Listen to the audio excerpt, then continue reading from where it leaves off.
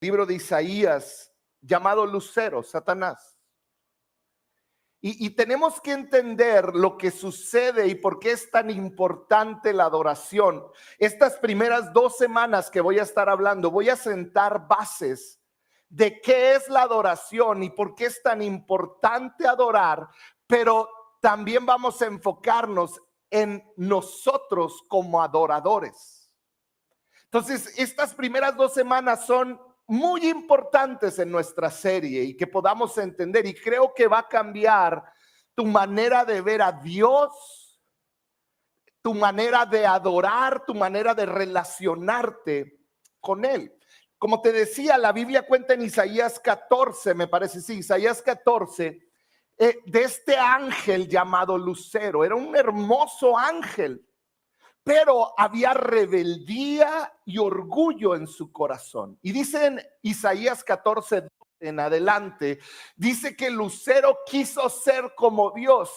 Y el profeta dice que él dijo: voy a subir hasta lo alto del trono de Dios, más alto, dice, y voy a hacer ahí mi trono. Y lo que él quería era subir al lugar tan alto para recibir, un lugar más alto del de Dios, para recibir adoración de Dios. Lo que Satanás anhela es la adoración, es redirigir la adoración que va a Dios, redirigirla para Él. Eso lo leemos en Isaías 14, pero la realidad es que el día de hoy lo vemos en cada lugar a donde vamos. Satanás sigue anhelando lo mismo, sigue anhelando distraer a aquellos que adoran a Dios y que lo adoren a Él. Y ahora adorar a Satanás no es nada más aquel que adora la muerte o aquel que adora abiertamente a Satanás. Pero la Biblia habla de la idolatría y Jesús es claro y dice: cuando Él no está en el centro de todo y ponemos cualquier otra cosa, por más buena que sea, como nuestra familia, nuestros hijos, un trabajo, y lo ponemos en el lugar de Dios, dice la Biblia que está ocupando el lugar de Dios, y entonces hay problemas. Cuando un padre, una mamá pone a un hijo en el lugar de Dios, está destruyendo al mismo hijo porque lo está poniendo en una posición que no va. Está destruyéndose a sí mismo porque está sacando a Dios de su familia. Y por eso Dios habla tanto de la idolatría, diciéndonos: tu adoración, tienes que analizar tu corazón para que tu adoración siempre vaya dirigida a mí. Eso es la adoración. Y vamos a ver el ejemplo del pueblo de Israel y el éxodo de Egipto. El pueblo de Israel estuvo en cautiverio cientos de años en Egipto. Primero fue protección, pero luego se convirtió en esclavitud. Y después de cientos de años, Dios levanta a este hombre Moisés y le dice: ve a liberar a mi pueblo. Y inicia lo que conocemos en la historia bíblica como el éxodo del pueblo de Israel, el éxodo de Egipto, la salida. Y entonces vemos que sale este pueblo, generaciones y generaciones que ya crecieron en Egipto, que lo único que conocen es Egipto. Han visto los dioses que adoran los egipcios, los han adoptado muchos de ellos. Y entonces Dios comienza este proceso en el pueblo de Israel de mover su manera de adorar de ser politeístas a ser monoteístas. En Egipto tenían dioses para todo, miles de dioses. Si tú tenías una enfermedad, había un dios. Si tú tenías un problema, había otro dios al que podías orar. Y de repente este pueblo de Israel sale del pueblo de Egipto y traen toda esta cultura donde la sociedad les enseñó a confiar en otros dioses. Y Dios comienza este viaje por el desierto para enseñarles y decirles: hay un solo Dios y solo a ese Dios debes adorar. Tú puedes decir: a mí qué me importa todo eso que está diciendo el pastor. Lo que sucede es que la historia se repite hoy en día. Tú y yo vivimos en una sociedad donde la sociedad nos ha enseñado a levantar ídolos a los cuales seguir. Ídolos como el dinero, el placer, el sexo, ídolos como las pertenencias, ídolos como la familia, diferentes tipos de ídolos, donde los deportes, donde la gente vacía su corazón para adorarlos. ¿Y cómo lo vemos eso? Pues a veces son más importantes que Dios. Entonces, fíjate lo que le dice Dios al pueblo de Israel cuando salen de Egipto. Deuteronomio 6:13 dice así. Le dijo Dios, teme. Di conmigo, teme. Dice, teme al Señor tu Dios y sírvele todo a Él, solo a Él. Y sírvele a Él, perdón. Cuando hagas un juramento, hazlo únicamente a su nombre. No rindas culto a ninguno de los dioses de las naciones vecinas. Y fíjate esto que termina el versículo 15. Dice, porque el Señor tu Dios, quien vive en medio de ti, es Dios. Y lee conmigo esa última palabra. Dice que es un Dios celoso. Y cuando yo leí eso, yo dije, bueno, celoso en nuestra cultura tiene una connotación negativa. Tiene que haber algo más que Dios quiso decir con la palabra celoso. Entonces me fui a buscar a la raíz hebrea de ese versículo, que es donde, como fue escrito, y en la raíz hebrea la palabra celoso es la palabra caná. Caná quiere decir que demanda exclusividad. Entonces lo que está diciendo, dice, pues el Señor tu Dios que vive en medio de ti es un Dios que demanda exclusividad. Es un Dios no que aconseja, dice, demanda que Él sea el único Dios en tu vida. Y es aquí donde muchos de nosotros, caray, espérese, pues es que eso es fanatismo. Pero esto es lo que Dios está queriendo enseñar. Está diciendo, tu adoración debe de ser para mí. Fíjate lo importante de la adoración. Si vamos a Lucas 4, cuando Jesús fue tentado en el desierto, una de las tentaciones de Jesús, Lucas 4:7 dice, le dijo Satanás, así que, le dijo a Jesús, si me adoras, todo será tuyo. Si me adoras, todo será tuyo. Y Jesús en el siguiente versículo le contesta con Deuteronomio. Jesús le contestó, escrito está, adora al Señor tu Dios y sírvele solamente a Él. Si en Jesús hubo una batalla por su adoración, imagínate la batalla que hay en cada uno de nosotros. Hoy quiero decirte, lo primero que tienes que grabarte en tu corazón es que diariamente hay una batalla por tu adoración. En lo celestial hay una batalla por tu adoración. Satanás está tratando constantemente de que adores otras cosas en vez de Dios. Y el mensaje de Dios es claro para su pueblo. Él es un Dios que exige, ¿qué cosa? Es un Dios celoso, que es, como decía, demanda exclusividad de parte de nosotros. Podemos adorar muchas cosas, desde pertenencias hasta personas, pero hay una sola realidad. Nuestra necesidad de adorar es saciada solamente cuando adoramos a Dios.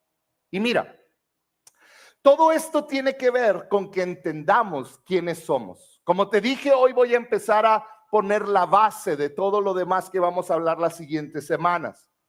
Y la base tiene que ver con entender quiénes somos. ¿Quién soy? ¿Quién soy como persona? ¿Qué soy como hijo de Dios? ¿Qué es lo que me da identidad y qué es lo que me da propósito? Mira, te voy a poner algunos ejemplos. Hoy en día lo que te motiva, la motivación nace de entender lo que es mi identidad y mi propósito. Cuando yo considero que soy un pastor, entonces me motiva a actuar como pastor. ¿Sí me explico? Mi motivación, si yo siento que mi identidad es de ser futbolista o físico-constructivista, mejor, me gustó más ese ejemplo. Si mi identidad no es que yo debo de estar bien reventado, entonces, ¿a qué voy a estar motivado? A comer bien, a hacer ejercicio, a matarme con esteroides, a hacer todo, porque mi identidad es que debo de estar así. Esa es mi motivación, eso es lo que me motiva a actuar. En pocas palabras, lo que a ti y a mí nos motiva a adorar, o lo que adoramos, nace de entender quiénes somos, nuestra identidad y nuestro propósito. Identidad es entender quién soy, y propósito es entender para qué fui creado. Vamos a poner un ejemplo. ¿Están listos? ¿Tengo toda su atención? Vamos a Charlie. Vamos a decir que Charlie, un aplauso para Charlie. Charlie es pianista. Entonces Charlie toca el piano. Y Charlie le encanta cómo toca el piano porque es muy buen pianista. Si tú le preguntas a Charlie, ¿quién eres? Charlie es un pianista, porque él ama tocar el piano. Y entonces él sueña con un día tocar ante miles de personas. Y sueña con que la gente le guste. Toca, Charlie, toca. No le encienda, nada más por respeto, pero... ¿qué es lo que va a hacer Charlie? Le va a hacer hasta así, ¿verdad? Porque lo que busca es alcanzar el éxito como pianista, ¿verdad? Teníamos un pianista que tocábamos una canción al principio de la iglesia que era ta ta ta ta ta ta ta ta ta ta ta ta ta ta ta ta, y luego se le bajaba el copetito y lo decía así. No lo van a creer quién era porque ya no tiene copetito. Era Raciel, pero volvamos a Charlie. Charlie sueña con ser, él es pianista. Pero ¿qué pasa si un día yo voy con Charlie y le digo, Charlie, es que no tienes habilidad para tocar? Y entonces yo agarro a Charlie y le digo, Charlie, no. Pero entonces llega Eric, ven Eric. Y llega Eric y es un súper pianista, véanlo. Maestro, dedos largos y alargados como los de un pianista, sabe hasta cómo, ¿verdad?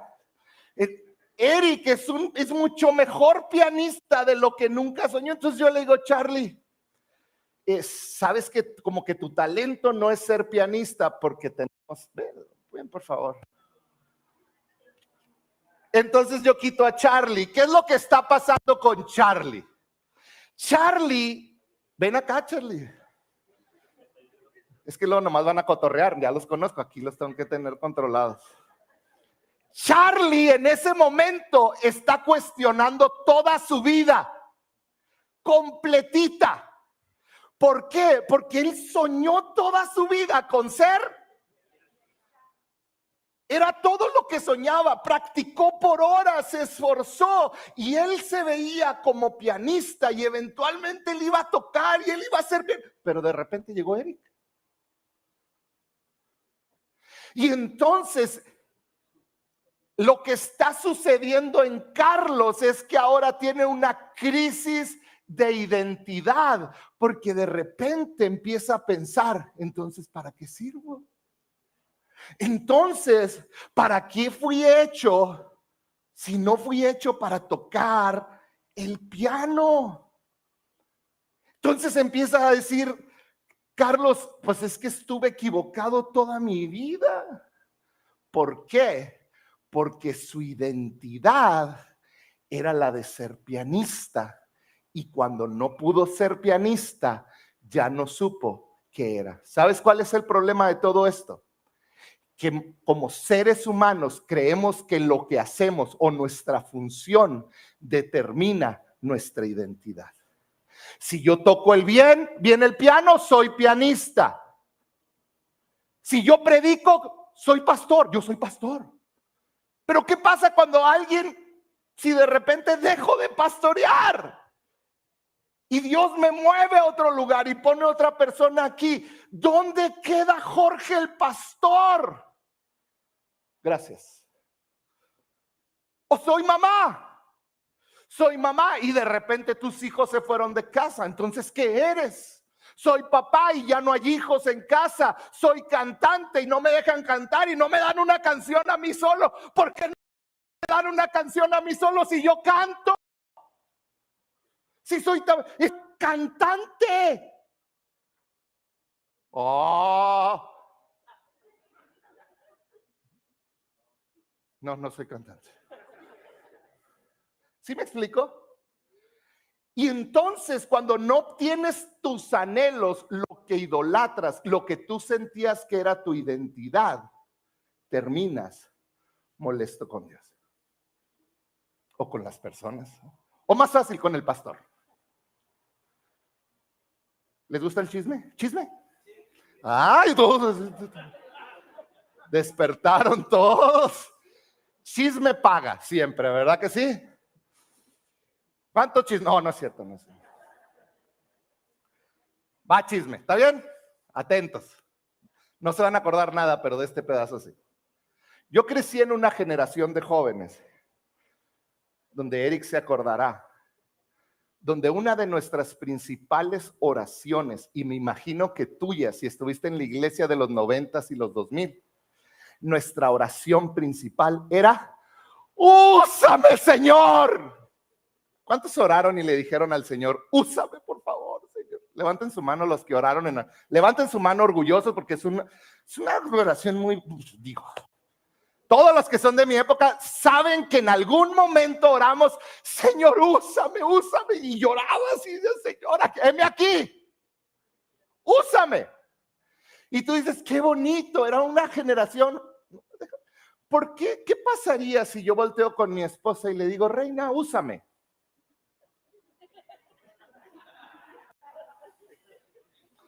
O a mi jefe: oye, jefe, aquí estoy, úseme.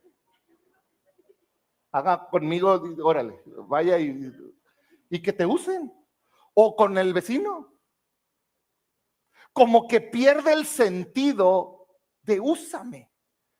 Porque úsame tiene que ver con un objeto o una herramienta. Para muchos nuestra oración ha sido: úsame, Señor. El problema es que cuando usas a una persona, la estás tratando como a una herramienta.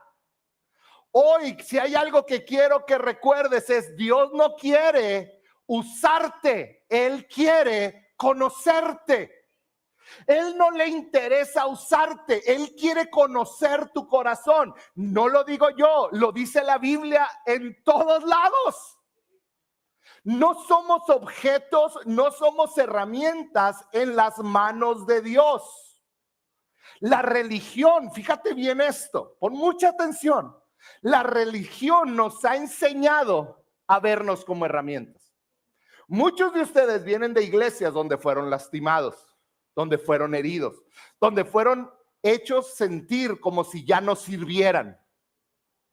Y todo tiene que ver con cómo nos vemos, nuestra identidad. Fíjate bien, ¿qué pasa si nos desempeñamos bien?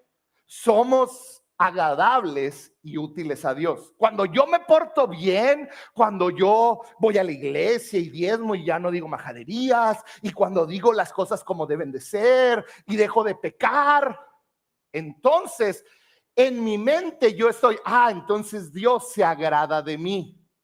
Entonces ahora soy útil para lo que Él quiere hacer conmigo, y entonces Él me va a usar. ¿Cierto o falso? Pero ¿qué pasa cuando yo me porto mal? Cuando yo me estoy portando mal, ¿cuántos aquí se portan mal? No, levanten la mano.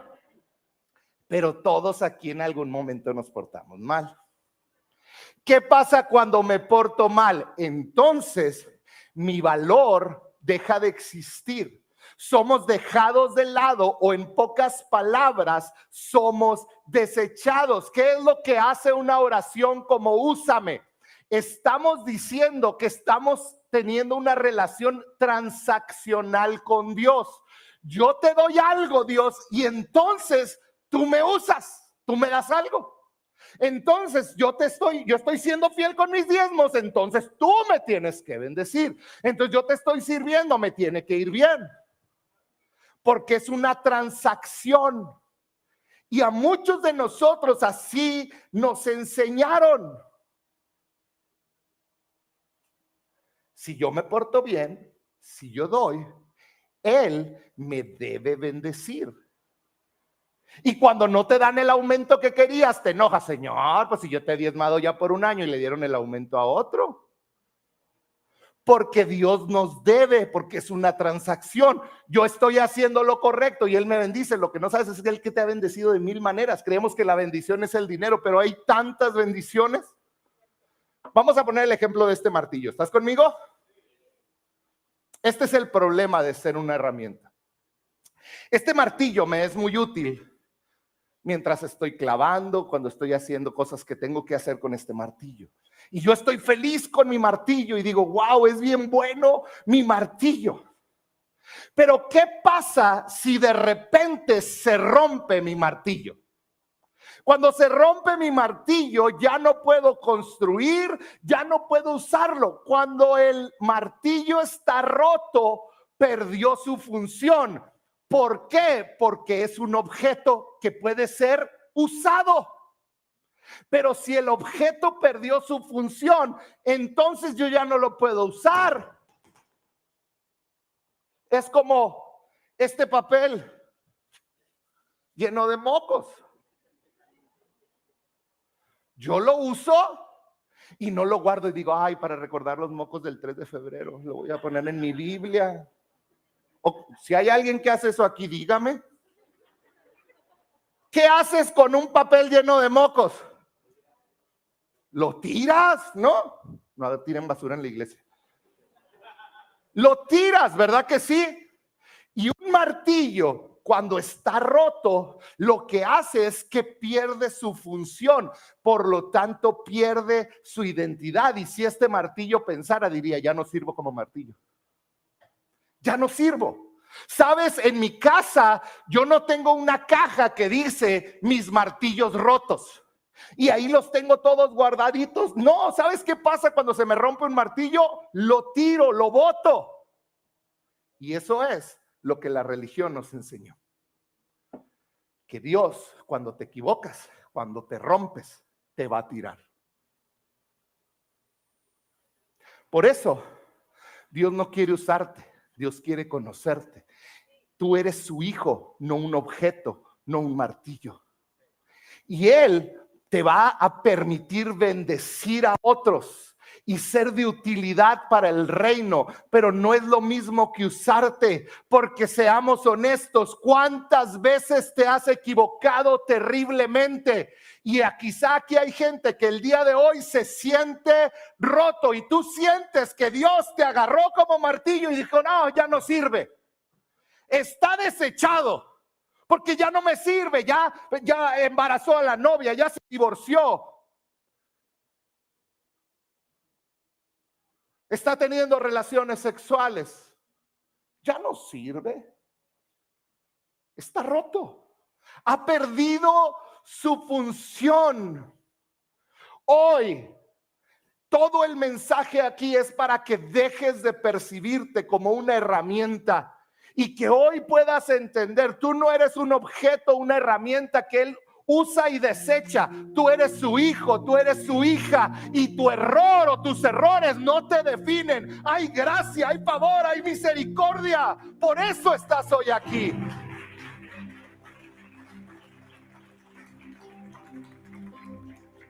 La religión nos enseña, ¿sí me pasan Gracias. La religión nos enseña que mi función, ser un martillo, determina mi valor y mi identidad. Soy porque hago, soy porque canto, soy porque soy, aquí está la pianista de verdad, Soy porque toco el piano. Soy porque soy mamá. Soy porque soy pastor. No. La adoración nos enseña que nuestra identidad determina nuestro valor y no al revés. Y no nomás nuestro valor, sino que también lo que soy. En otras palabras, yo actúo porque soy hijo de Dios, porque soy creación suya, porque soy sus ojos, porque Él me ama, porque Él dio a su hijo por mí. En otras palabras, el único que determina tu identidad es Dios. No lo que sabes hacer, no lo que haces, es Dios. ¿Sabes? Mi valor no está en que soy pastor, está en que soy de Él. Ahí está mi valor. El valor de las personas que te rodean en este momento no está en lo que hacen por ti, está en que son hijos de Dios. Tu cónyuge, su valor de tu esposo, de tu esposa, no está en lo que hace por ti. Tú no te toca decirle, ya no me sirves, como el martillo.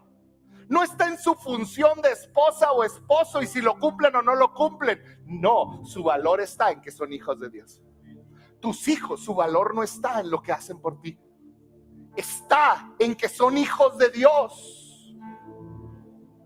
¿Sabes qué es lo más triste? Que de la misma manera medimos a Dios.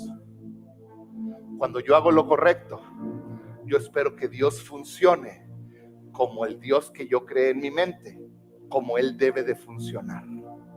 Entonces, si Dios, que ahora Dios es mi martillo, si Dios no funciona, entonces ¿qué hago? Dios no sirve. ¿Por qué? Porque mi mamá murió. ¿Por qué? Porque no sanó a fulanito. Porque yo le pedí tanto aquello y entonces Dios, como es un objeto para mí, ya no sirve cuando no cumplió lo que yo quería. ¿Sí puedes ver el doble peligro que hay? Y esto sucede cuando nuestro cristianismo se convierte en una transacción. Dios, como hoy predican tantos, Dios debe de darme felicidad, debe de. Y si no me hace feliz, entonces no es Dios. Lo malo es que la Biblia dice, en el mundo tendréis aflicción. Dios debe de darme paz y si no tengo paz, no. No, la paz que sobrepasa todo entendimiento llega en medio del dolor. Pero necesitas acercarte a Él. Es que Dios no me prospera, es que no me da lo que necesito. ¿Qué es lo que sucede? Que o desechamos a Dios, o cuando nosotros nos sentimos objetos, sentimos que Dios nos desecha y nos dice, ya no sirves. Te usé un tiempo. ¿Cuántos aquí han pensado, ay, me acuerdo cuando Dios me usaba? Y sentimos que Dios está viendo al martillo roto que es nuestra vida y está diciendo, yo recuerdo cuando te usaba, me serviste por un tiempo, pero pues ya no, te rompiste. Eso va en contra de toda la Biblia, porque Él dice que nos va a llevar de gloria en gloria.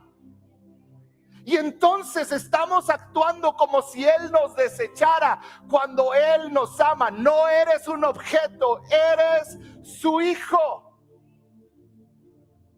Dios nos creó para conocernos y no para usarnos. Pónganme la que sigue, una imagen, la que sigue. Grábate esto, la religión promueve que debo cumplir con mi deber para ser valioso para Dios. Si yo soy un buen martillo, le sirve al carpintero. Pero la verdadera oración a Dios de cada creyente, se expresa como respuesta de saberse amado y apreciado por Dios a través de su Hijo Jesucristo. Y entonces, en respuesta a sentirse amado y aceptado, el creyente le sirve a Dios. ¿Por qué? Porque él sabe que él es valioso para su Creador. Ese es el verdadero cristianismo, donde yo entiendo que yo soy valioso para Dios. Piénsalo por un momento. como un padre terrenal. El amor de un padre, el amor correcto, el amor de un padre simplemente ama, no ama por lo que obtiene de sus hijos. Un papá no dice, ay no, es que mis hijos son muy malagradecidos. Cuando se corrompe la relación padre e hijo, cuando se corrompe es cuando nosotros como padres hacemos sentir deudores a nuestros hijos. ¿Qué es esto? Entonces yo, papá, hey, yo te cambiaba los pañales, tú debes de estar conmigo los domingos. No, yo te pagué la universidad, a ver, ¿por qué ya ni me pelas? No, tú me debes de cuidar porque yo te cuidé de niña y estuviste enferma y tú tienes que estar conmigo y cuidarme. Eso es está corrompido el lazo familiar, el lazo de padre, de madre hacia sus hijos. Ahora me tienes que cuidar, es una perversión del diseño de Dios, de la relación de padre e hijo. Pero ¿qué es lo que sucede? Si el padre siembra en el hijo y le muestra su amor, su gracia, su favor, el hijo se identifica con el padre y dice, mi papá.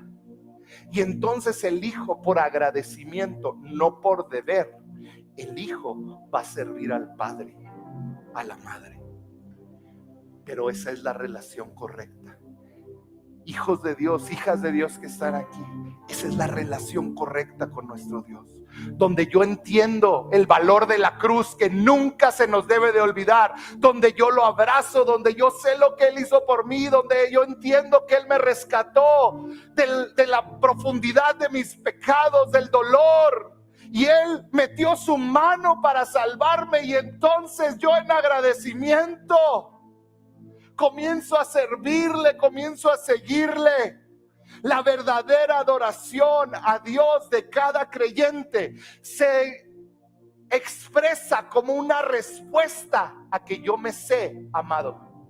Yo sé que Dios me amó, yo sé que Dios me ama, y entonces por medio de Jesucristo, ese amor que yo recibo, yo le sirvo con amor y compasión. El creyente sirve a Dios porque Dios es valioso para él. Yo quiero que pienses en por qué no estás sirviendo a otros en este lugar. Quizás has dejado de valorar lo que Él hizo por ti y cómo alguien años atrás te sirvió a ti para que tú hoy estés donde estás. Sabes, las personas que sirven en este lugar no sirven porque todo va bien. Hay personas que están en el estacionamiento. Alberto, uno de nuestros más amados hombres de estacionamiento, sirvió casi por un año con un fuerte dolor en la ingle por una hernia. Y le decíamos, siéntese. ¿Y sabes qué nos decía? No. Los que sirven no sirven porque todo les va bien, porque tienen ganas de servir o porque tienen que. Sirven porque han reconocido que ellos son deudores con Dios. ¿Y cómo después de haber recibido tanto, no voy a sacrificarme por ti? Te sirvo, te adoro porque yo entiendo que tú me hiciste hijo, hija sin merecerlo. La adoración nace de entender lo que somos para Dios. Sabes, cada reunión aquí tenemos un tiempo de adoración, pero la música no es adoración, perdóname. Vamos a verlo más la siguiente semana. La música no es adoración, la música es una manera como adoramos a Dios, pero no es adoración. A través de la música expresamos cómo nos sentimos ante Él, pero no es adoración. La Biblia dice que la adoración es en espíritu y con acciones contundentes. ¿Sabes qué es eso? Acciones, dice la Biblia, en espíritu y verdad. La traducción es con acciones contundentes. La adoración más fuerte inicia cuando hoy, en unos minutos, salgas por esas puertas. Ahí inicia tu adoración más fuerte. Cuando estés en tu trabajo y lo hagas como para Dios y no para los hombres. Cuando aprendas en tu trabajo a ser excelente, ser amable y ser honorable. Cuando tus oídos, que son atraídos hacia escuchar cosas incorrectas, te voy a poner como le puse ahí, que no prestas tus oídos para escuchar estupideces. Es ahí donde estás adorando. Tú estás adorando cuando no prestas a tus ojos para ver perversión. Ahí estás adorando. Estás adorando cuando llegas temprano al trabajo, cuando eres excelente en el trabajo, cuando te levantas como mamá alegre y abrazas a tus hijos, cuando perdonas, cuando amas. Estás adorando a Dios. Y los domingos cuando llegas aquí, simplemente continúas ahora con música. Adoración es todo lo que hacemos. Adoras cuando lees la palabra de Dios en tu casa. Adoras cuando apartas las primicias de tus ganancias y lo das de diezmo a Dios, lo primero, no lo que sobra. Adoras cuando decides poner todos tus sentidos en una predicación. Adoras cuando quitas distracciones y apagas el celular, porque nada me puede distraer, porque estoy ante el Rey.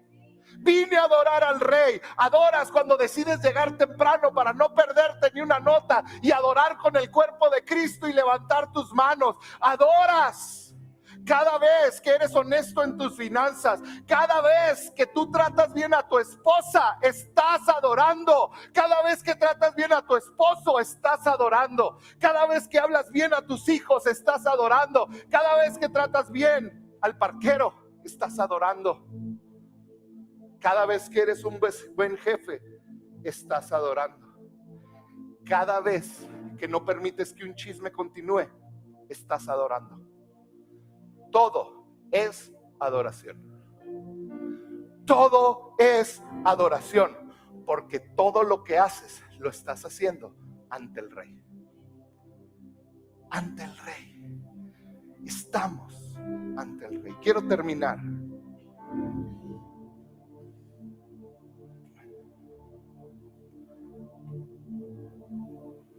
hablándote a cómo te ves a ti mismo. Como te dije, hoy es el principio de esta serie. Y es tan importante cómo te ves. ¿Me pasas el martillo, Saúl, por favor?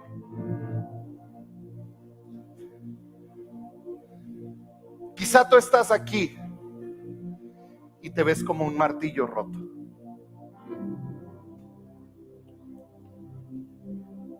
Te has equivocado tanto, has lastimado a tanta gente, has herido a tantos, has desperdiciado oportunidades, quizá en otras iglesias, quizás servías a Dios y ahora no lo haces.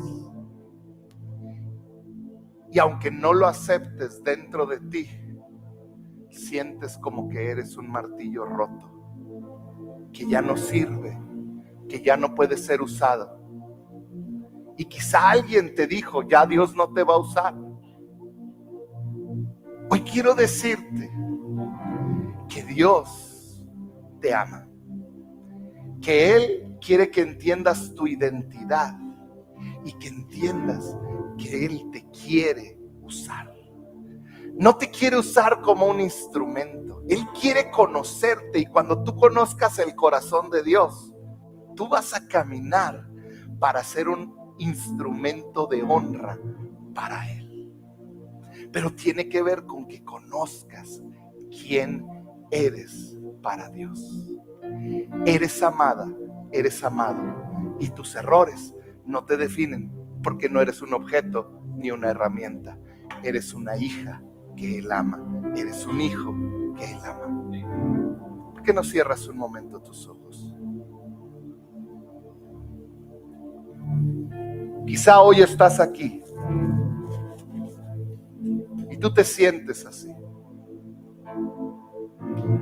Te has sentido como un martillo roto. Un martillo que perdió y dejó de ser útil, perdió su función.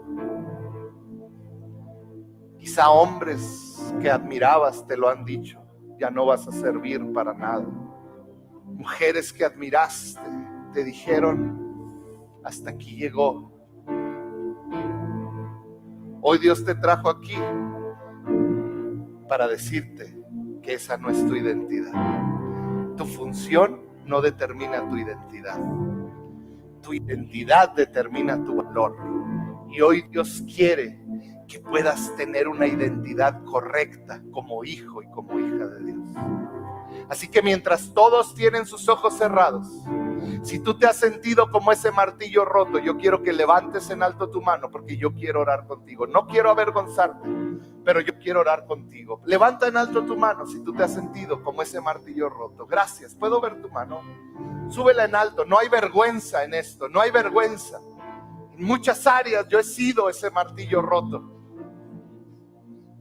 Y Padre, en el nombre de Cristo Jesús, yo vengo en contra de toda mentira que Satanás ha sembrado en la mente y en los corazones de cada uno de tus hijos que hoy tienen su mano en alto, que sienten que su error les ha definido su futuro, que sienten que su error ha definido lo que Dios puede usarlos, que sienten que son un martillo que está desechado. Espíritu Santo, en esta hora venimos en contra de toda mentira de Satanás en la mente de tus hijos y de tus hijas. Señor, que ellos puedan entender que son creación tuya, que son amados y que su valor viene de su creador y no de lo que hacen. Su valor viene de aquel que los creó, que los amó y que hoy los trajo aquí para darles ese mensaje. Padre, yo hablo libertad en sus mentes, libertad en sus corazones, Señor.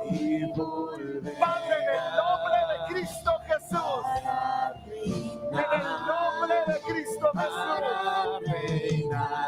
Jesús. ¿Por qué no te pones de pie por un momento?